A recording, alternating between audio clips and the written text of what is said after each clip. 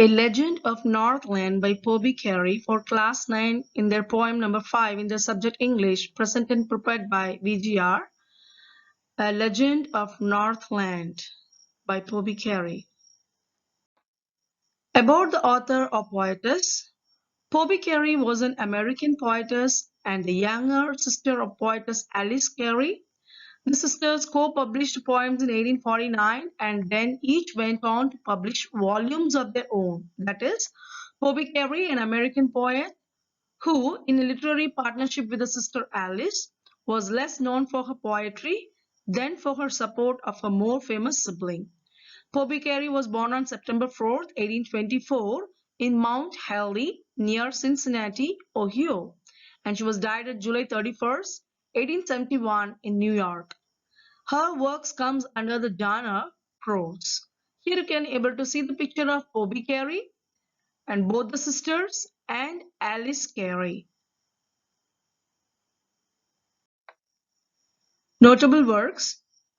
After their death in 1871, joint anthologies of the sisters, unpublished poems were also compiled. So here you can find her notable works. Poems of Alice and Pobby Carey, Poems in Paradise, Poems of Faith, Hope and Love, a memorial of Alice and Pobby Carey with some of their later poems, the last poems of Alice and Pobby Carey, Ballads for Little Folk by Alice and Pobby Carey, Hymns for all Christians. She wrote for both adults and children, and most famous poetry collection for children was Ballads for Little Folk. So in the early volumes, you can find the spelling in their name different. First they have used Carey, and in now edition you can able to see Carey. Here you can able to see the picture of Pobby Carey and her homely look. Here you can find the works of both the sisters, the book and its cover page, Poem of Faith, Hope and Love, Poems of Alice and Pobby Carey, Last Poems of Alice and Pobby Carey, the last poems, Hymns for All Christians, Alice and Pobby Carey poems, and Ballad of the Canal by Pobby Carey. Here I have shown you original script of the poem A Legend of Northland.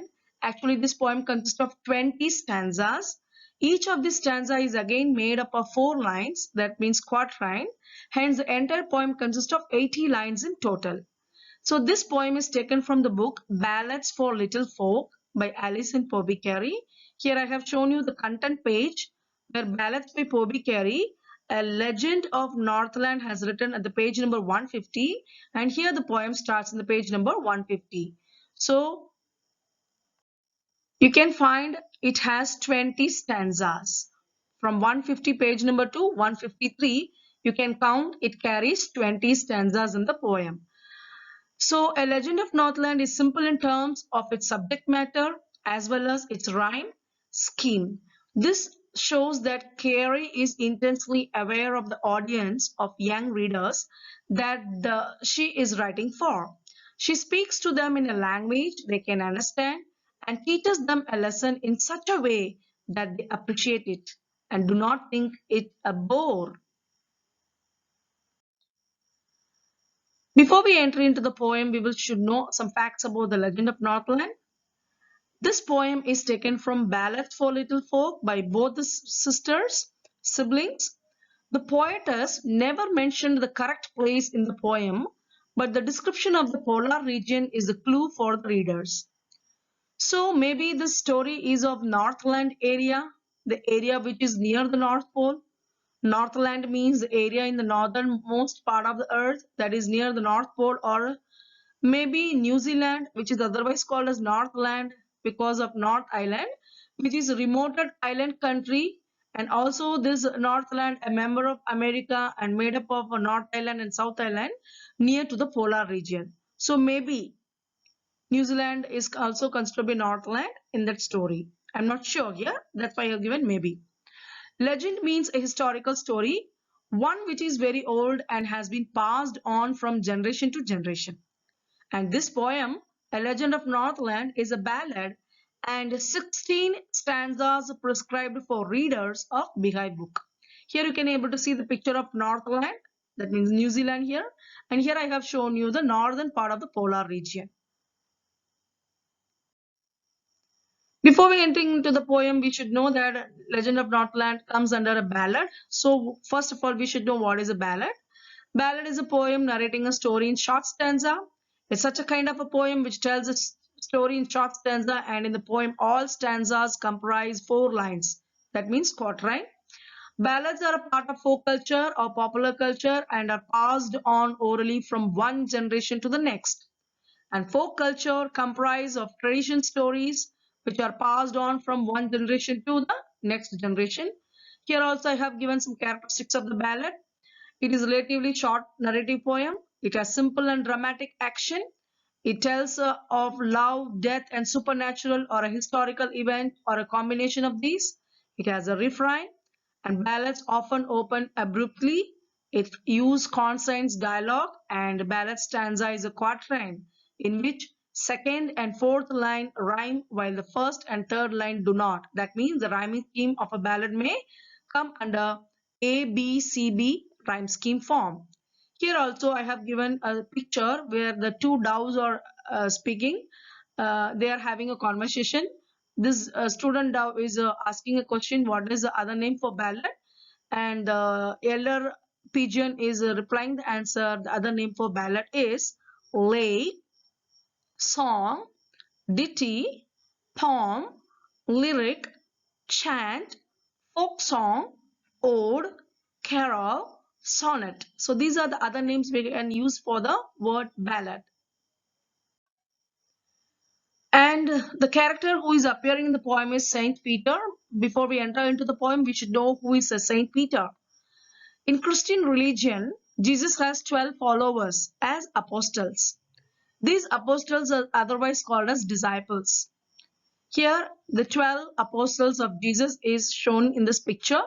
You can find the center is Jesus and other members are considered to be the disciples or apostles of Jesus. Here I have given the 12 disciples and their names in detailed manner. The first apostle or disciple is the Peter, Andrew, James, John, Philip, Bartholomew, Thomas, Matthew, James the Lesser, Thaddeus, Simon, Judah, Matthias, Mary Magdalene, Mary and Luke. These are the 12 disciples of Jesus Christ. Here is the picture of Leonardo da Vinci. It is considered to be one of the masterpieces. The Last Supper. Here you can find the Jesus and his 12 disciples. Among these 12 disciples, you can find out Peter, who is very near to the Jesus Christ. Saint Peter, according to Marco Zoppo, depicting Peter holding the key of heaven and a book representing the gospel. That means whenever you are able to see the picture of a Peter, Saint Peter or the statue, we can find a key in his one hand and a gospel book in the other hand. This is a symbol of a Saint Peter. So according to the Catholic tradition, he is considered to be the first bishop of Rome or pope. According to the Eastern Christian tradition, he is considered to be the first bishop of Antioch. That means patriarch. Actually, he was born on Christ AD 1, Bethsaida, Golanitis, Syria, Roman Empire, and died between AD 64 and 68, that at the age of 62 to 67 at Rome under the Roman Empire. Actually, his occupation is a fisherman. Here you can able to see the picture of a Peter and his brother Andrew. Both of them are doing the fishing occupation. By the call of Jesus Christ, they have left their fisherman occupation and went as a follower of Jesus Christ. And later he became the clergyman, and he became the best disciple of the among the 12 disciples. According to his birth name of Hebrew tradition, his name is Simon Bar Yohanna, otherwise called Simon, Simeon or Simeon Peter or Cephas or Peter of Apostles. And he was one of the 12 apostles of Jesus Christ. Already we learned that. And one of the first leader of early church. And here we come across the Saint Peter's nature. Original, he comes under hot-tempered nature. One example has given here from the Bible. When Jesus was arrested, one of his companions cut off the ear of a servant of the high priest of Israel. The Gospel of John also includes this event and names Peter as a swordsman. So Peter as a swordsman means here we can find the nature of Peter is very hot-tempered. He used a sword to cut off the ear of high priest of Israel at the time of Jesus arrested for the crucifixion. And the other points here, the Gospel and Act portray Peter as the most prominent apostle, though he denied Jesus 3 times during the events of crucifixion. According to Christian tradition, Peter was the first disciple to whom Jesus appeared, balancing Peter's denial and restoring his position. And he is regarded the first leader of the early church. And according to the James, he is considered to be the brother of the Lord. And Jesus, after his crucifixion, appeared first in front of the Peter, because he is considered to be the apostolic succession and the institutional power of the Orthodox. As the heirs of Peter, he is described as a rock. That means Peter is equal to the rock or the stone on which the church will be built. The name suggests that the name means that rock. And the key, the secret of the key, and why he is carrying always the key in his hand. The reason for this is given. The key used as a symbol of Pope's authority refer to the keys of the kingdom of heaven. So keys of the kingdom of heaven means the gate of heaven, Hades, had a door, and that door key is given to this Saint Peter. Though the key of the heaven's door Hades is under the control of Saint Peter. He will select the people, those who want to enter into the heaven or not. So that job is given to the Saint Peter by the God Jesus is given in the picture here. Okay, so the set of keys represents the key of the kingdom of heaven or the Pope authority. Okay, and Peter is often depicted in both Western and Eastern Christian art holding a key or a set of keys. That means whether Christianity is having so many branches like Roman Catholic, Protestant, Orthodox Christian, Syrian Christian, Zero Malabar Christian, Protestant, etc. Whatever branches it may be, you can find this Saint Peter in the form of having a key in one hand and gospel book in the other hand. This is the symbol of Saint Peter, whether it may be in any branch of the Christian religion. Now we are entering into the introduction of the poem. We already know that Pobby Carey, the poetess, is also a women rights activist. Here, she gave this story for the young readers. A Legend of Northland is a children's poem written by Pobby Carey to teach her readers the importance of sharing what you have, as well as of caring for people other than just yourself. Carey teaches that every action has a consequence, and that consequence of selfish actions is a hard one to bear. However, it can be easily avoided. She teaches this lesson in a simple manner with the help of an entertaining story about a woman who was turned into a bird for her selfishness by Saint Peter. So the poem is a criticism, is a selfish and self-serving attitude of people who dismiss the weak and the needy. They are so consumed in their greed that they rather ridicule the needy than help them. So the first poem, first stanza, away, away in Northland, where the hours of the day are few and the nights are so long in winter that they cannot sleep them through. Away, away means at a distance on the far side. Northland means any region in the north. Here you can able to see the picture of a Northland area where it is fully covered by the snow sheets. Here you can able to see the picture of a Northland in the earth. It's too far away from the America. In the first stanza, the poet introduced the place from which her story is derived, which is the Northland that the title of this poem refers to. She says that days are short and nights are long there. It is so cold that people cannot sleep comfortably the whole night and often wake up being unable to bear the temperature, the cold temperature there. So the rhyme scheme that they have used in the poem is A, B, C, B. They have used alliteration technique also in the first stanza. That, they, them, through. The sound is repeating. Repetition is also used in the first stanza. From the word away, away, the word is repeated here. So repetition is used in the first stanza. Enjambment in the line 3 and 4 is also used in this first stanza.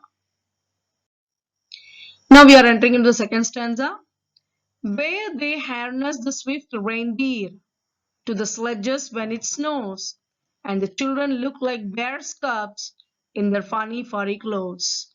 Here you can able to see reindeer A, snows, clothes B, B, bear's cub C. Okay, A, B, C, B.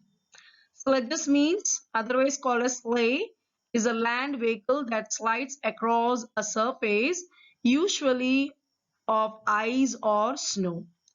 Harness means to tie the reindeer with a rope to a sled so that it can be used for transportation, or a stable gear consisting of leather straps fitted to animals so can pull a cart.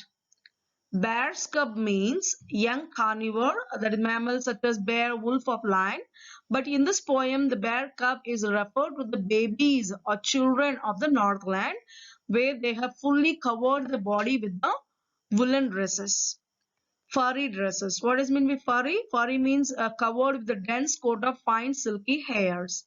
Here you can able to see the picture of a sledges in the snow or ice, how they have tied the reindeer in the sledges and make it as a cart in the snow. And here also you can able to see how it is tied and it is used for the pulling the sledges as a cart. And here you can find the picture of a reindeer. In the second stanza, Carrie continues her description of the people of the Northland. She says that when the snow falls, they like to go sledging, and so they tie the reindeer up to their sledges because of the cold. Children are made to wear heavy woolen clothes that cover them up fully and make them look like the cubs of the bear. Here you can able to see the picture of a different type of sledges available in the Northland or polar region areas to have a journey in the snow.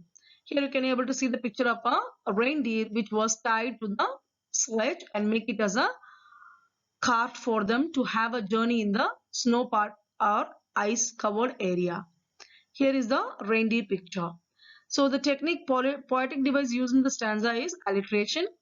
In that stanza, they, the, sound is repeating. Look like, L sound is repeating. Funny, furry, F sound is repeating. So alliteration technique is used in the stanza. Enjambment in the line number 1 and 2 and line number 3 and 4 is also used. And simile technique is also used in the second stanza.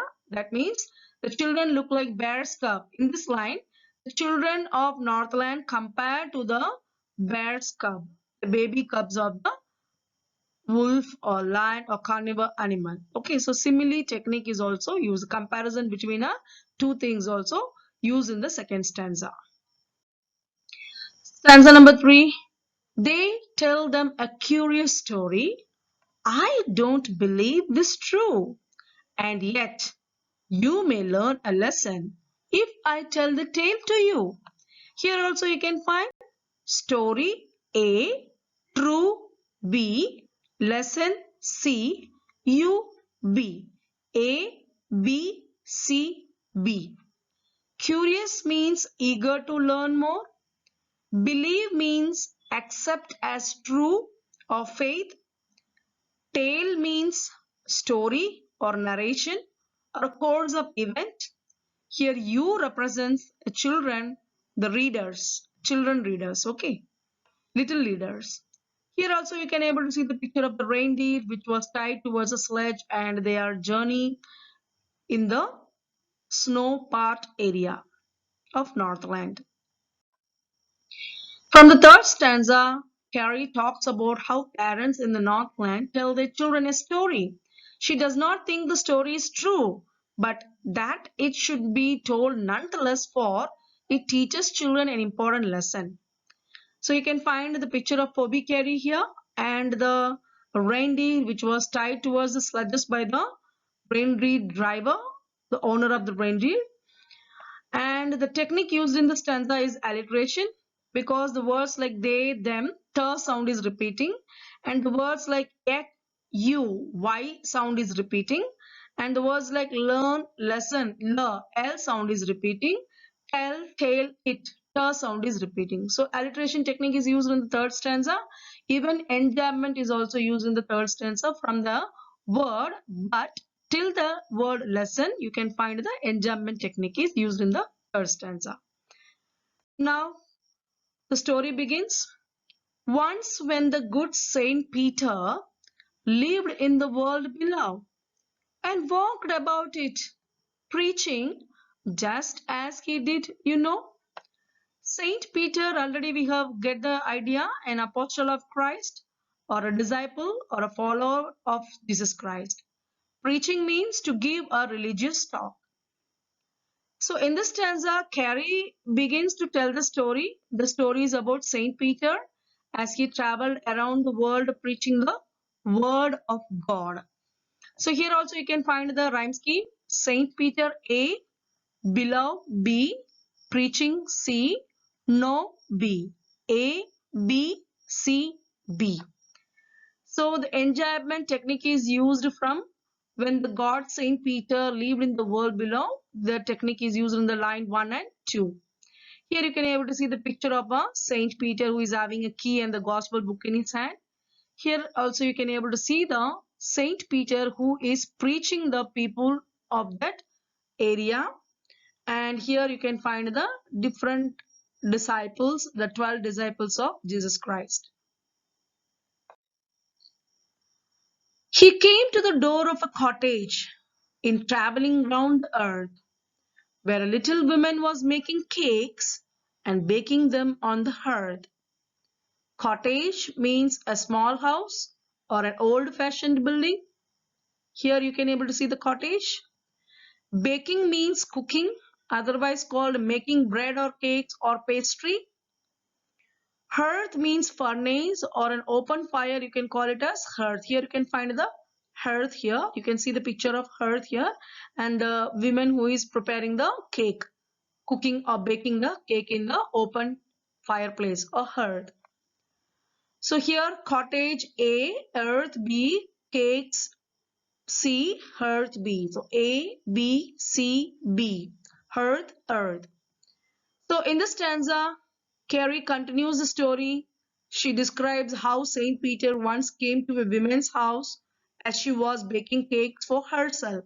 So in this technique, women, where women was W sound is repeating, wa sound is repeating, them, the, hearth, them, the, hearth. The sound is repeating. So alliteration technique is used in this stanza too.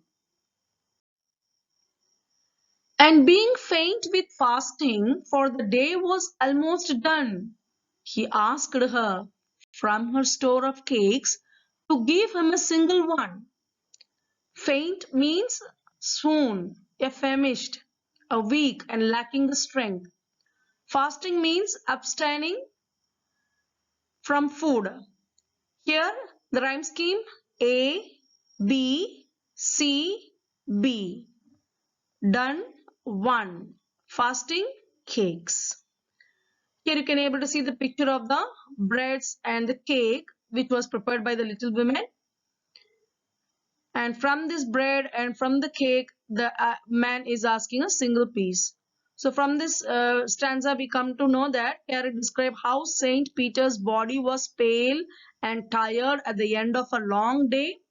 To sustain himself, he asked the women to give him only one piece of many cakes that she was baking. So from this stanza, we find that fasting and faint. Fur. F sound is repeating. So alliteration technique is used in this stanza. So she made a very little cake. But as it baking lay, she looked at it and thought it seemed too large to give away. Lay here means put it in a certain place here. You can able to see how small pieces she has used to prepare the cake. She has only used a small piece of dough and she laid for baking in the hearth, and you can able to see the picture of a cake in the hearth. So in this stanza, the Carrie describes how the woman made a very small cake.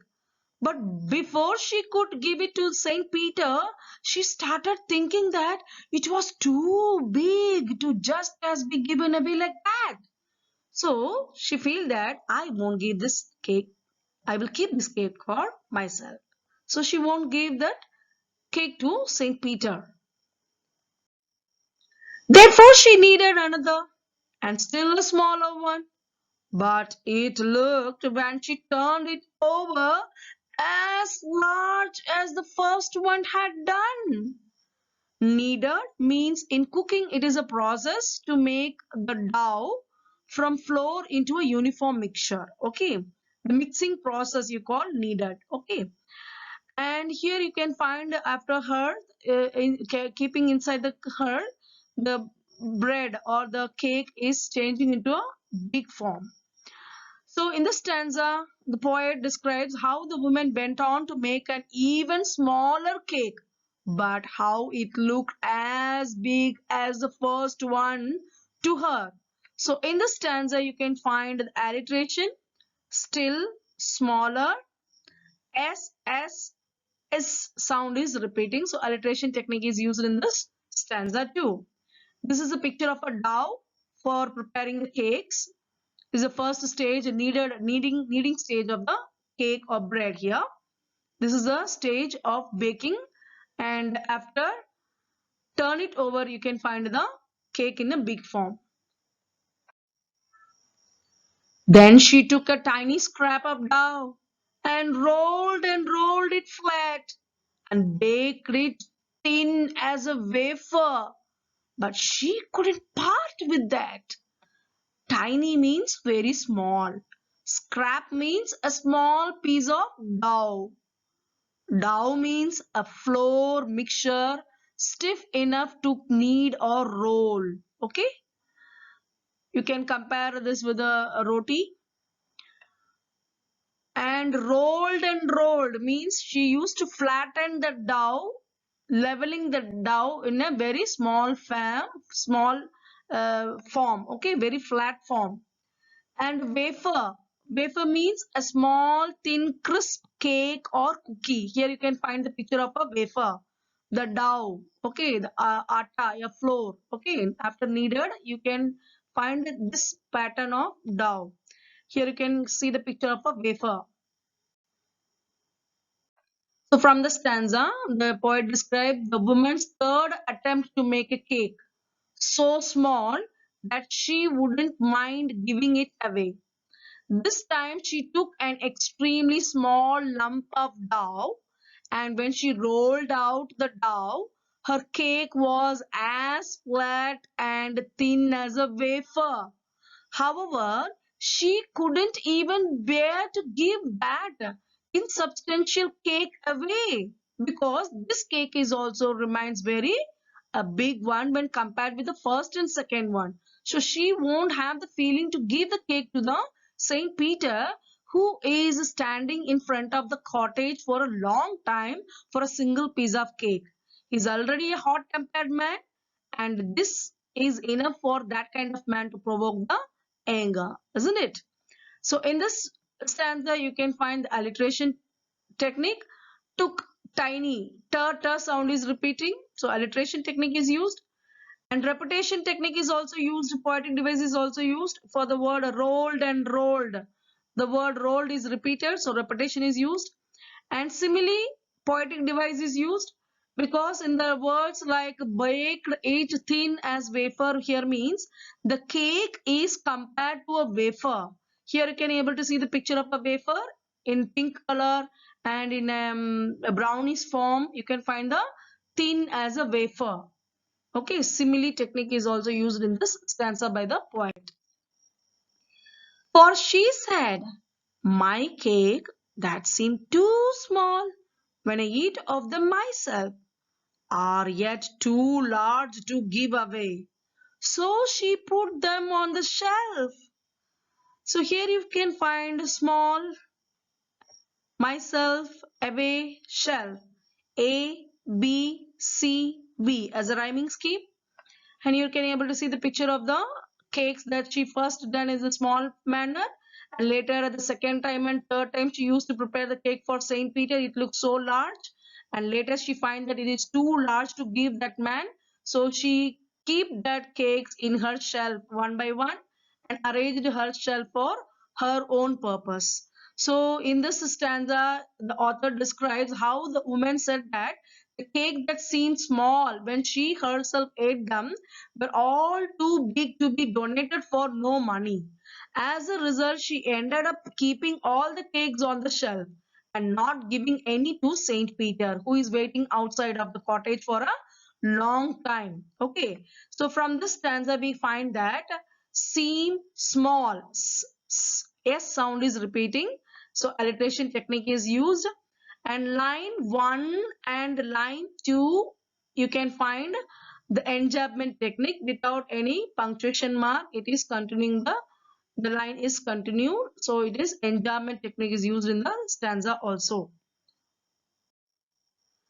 Then good Saint Peter grew angry, for he was hungry and faint, and surely such a woman was enough to provoke a saint. Faint, saint. A, B, C, B is the rhyme scheme. Hungry here means feeling hunger or extremely desirous. You are unable to eat, you feel hungry. Provoke here means arouse or evoke or kindle or rise emotional feelings, especially in this stanza. Angry is provoked by the lady. Okay, here you can able to see the lady who is preparing the cake for a long time, and she's preparing for first, second and third time, and she's not having the kindness to give a piece of cake to the person who is standing outside of her cottage. And here you can able to see the picture of a Saint Peter. He is already a hot tempered man, and this kind of woman is enough to provoke an angry for this kind of a saint. So here the poet describes Saint Peter's reaction to the women. Saint Peter lost his temper, for he was hungry and weak and needed to have some food very badly. It is not easy to anger a saint, but the selfish woman had been able to do so. So this woman made this man to be angry. Okay, so the repetition word is used here in the line 1 and 2. Okay,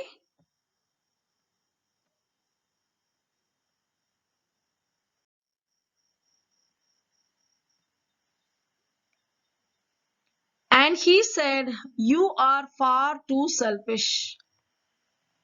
So in an anger, the Saint Peter is telling these words, and he said, he here means the Saint Peter, you are far too selfish to dwell in a human form, to have both food and shelter and fire to keep you warm.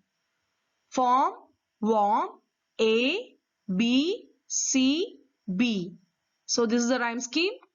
Dwell means originated, otherwise to live, otherwise to exist or be suited with or within, situated within. Okay, and shelter here means house of living person, especially temporary. We are living in this world as a temporary form, so here the word used here, shelter. Here you can able to see the hearth, the cakes that arranged in the shelf, and the cottage. So in this stanza, Carey described how Saint Peter put a curse on the selfish woman, telling her she did not deserve to have such a comfort of the human life as a warm fire, a house to live in, and a good food to eat whenever she wanted. So this point is depicted in this stanza. Now you shall build as the birds do, and shall get your scanty food by boring and boring and boring all day in the dry wood. Food, wood. Do, food, boring, wood. A, B, C, B as a rhyme scheme. Scanty here means lacking in quantity. That means very little amount of food. Boring here means two meaning we are having. First one is the act of drilling a hole in the tree, especially a dry tree, or a lack of interest as to cause mental weariness. So here you can able to see the picture of a bird who is boring, who is making a hole in the dry tree. Here you can able to see the bird which is having a single insect, a scanty food for its own purpose. Here you can able to see the picture of the pecker. So in this stanza, the poet described how Saint Peter told the woman that she would have to build her own nest like birds do, and how she must dig holes into the wood in order to get worms to feed herself. Here you can able to see the picture of the worm in the bill of the bird. Okay, beak of the bird, a bill of the bird.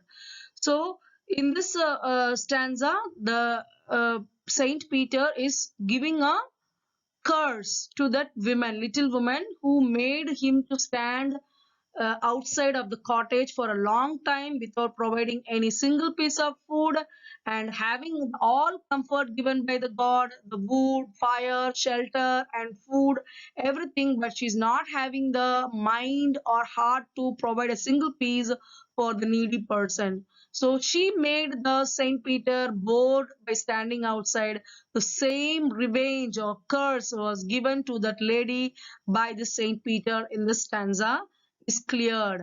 Okay, so in this stanza, alliteration technique is used in the words like building, birds, b sound is repeating. By boring and boring and boring, b sound is repeating. So alliteration technique is used in this stanza, and boring word is repeated in the line number 3. So repetition in technique of poetic device is also used in this stanza. Then up she went through the chimney, never speaking a word, and out of the top flew a woodpecker, for she was changed to a bird. Word, bird. A, B, C, B. A, B, C, B is a rhyme scheme. Chimney means a vertical flue that provides a path through which smoke from a fire is carried away at the roof of a building. And woodpecker is a bird with strong claws and hard chisel-like bill for boring into woods for insects. So in this stanza, Carrie describes how the woman went up the chimney of her house being speechless, and how she got turned into a woodpecker. So this woodpecker could be seen flying out of the top of the chimney. So the lady, after getting the curse, she won't speak any single word. She went inside the home speechless, and she entered into the hearth, the fire flamed hearth, and through that flame she burned herself and entered into the chimney in the form of a smoke. When she come out of the chimney, she turned, the smoke turned into the form of a bird, and that bird is the woodpecker. Okay, and which is having the picture here. She had a scarlet cap on her head, and that was left the same, but all the rest of her clothes were burned black as a coal in the flame. Same, fame. B, B. A, C. So A, B, C, B. Rhyme scheme. Scarlet cap means is the another term, another word for red hat. Okay, and flame here means fire. Fire, otherwise you can say shine with a sudden light or be in flames. Okay, so here Carrie describes how the woman had been wearing a red cap in human form and how, as a woodpecker, her head was still the same shade of red in color. However, all the clothes she had been wearing seemed to have burnt and had become black, and that is what the color of the woodpecker's body was. So here you can able to see the picture of the woodpecker. The whole body is burnt and changed into black color. That black color is compared to the black coal. Black coal, that kind of black color is the body of the woodpecker, but the cap which she wore as a red color, it remained in the red color as it is. Okay, so this is the original structure of the woodpecker, which is boring inside a dry wood for a scanty food.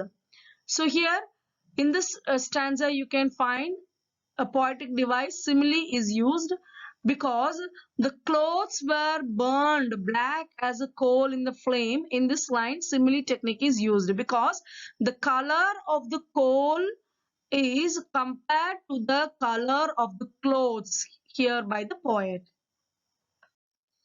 And every country schoolboy has seen her in the wood, where she lives in the trees till this very day, boring and boring for food. So in this stanza, she's telling to the schoolboy or a little boy, the readers of the poem, she says that every bow living in the village had seen this woodpecker and that she still digs into the bark of trees looking for worms to feed on. She's searching, the bird is searching for the worms inside the dry tree. For every day she used to peck the wood. That's why the bird named woodpecker. Every time he used to peck a bore to make a drill in the dry wood for the search of insects or worms inside the dry wood. Okay, so in the stanza also you can find wood, food, b, b, schoolboy, wood, day, food. That means A, B, C, B. Okay, so rhyme scheme A, B, C, B. The whole poem have the rhyme scheme A, B, C, B because it comes under ballad. And you have the word repetition of boring and boring. B sound is repeated. Boring and boring word is repeated. So repetition technique is also used in this stanza. Okay. Here you can able to see the picture of the woodpecker which is pecking its bill inside the dry wood of a tree. Now we are entering into the summary of the story. First four stanza we get the story of the Northland. The poetess begins by describing the place called Northland as a cold and dry. The wintry nights are so taxing that usually people spend them awake, unable to find warmth. The people do enjoy the snow though, playing and tending to the animals.